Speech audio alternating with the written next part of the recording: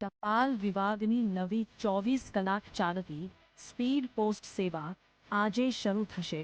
કેન્દ્રીય સંચાર મંત્રી જ્યોતિરાદિત્ય સિંધિયા મંગળવારે ટપાલ વિભાગની નવી 24 કલાક ચાલતી સ્પીડ પોસ્ટ સેવા શરૂ કરશે.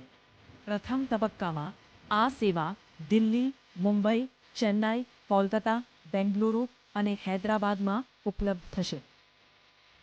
દેશમાં વૈશ્વિક ઓળખ ધરાવનાર વર્લ્ડ હેરિટેજ સિટી અમદાવાદના વૈશ્વિક દરજ્જા જાળવી રાખવા માટે UNESCO international council on monuments and સાઇટ્સનું સંયુક્ત પ્રતિનિધિમંડળ આજે 17 માર્ચના રોજ અમદાવાદની મુલાકાતે આવા.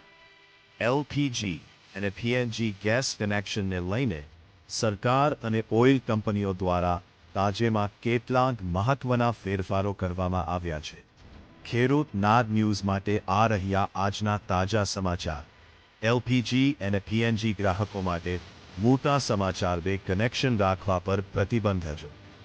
તમારા ઘરે પાઇપલાઇન ગેસ આવી ગયો છે અને તમે હજી પણ ગેસ સિલિન્ડર પણ સાથે રાખો છો તો સાવધાન થઈ જજો.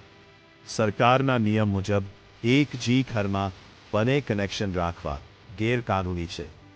એલપીજી સિલિન્ડર સરેન્ડર કરવાનો આદેશ જે વ્યક્તિના ઘરે પીએનજી કનેક્શન ચાલુ થઈ ગયું હોય તેમને તાત્કાલિક પોતાનું ઘરેલું એલપીજી કનેક્શન ગેસ એજન્સી પર જઈને જમા કરાવવું પડશે. જો તમે આવું નહીં કરો તો તમારું કનેક્શન કાપી નાખવામાં આવી શકે છે.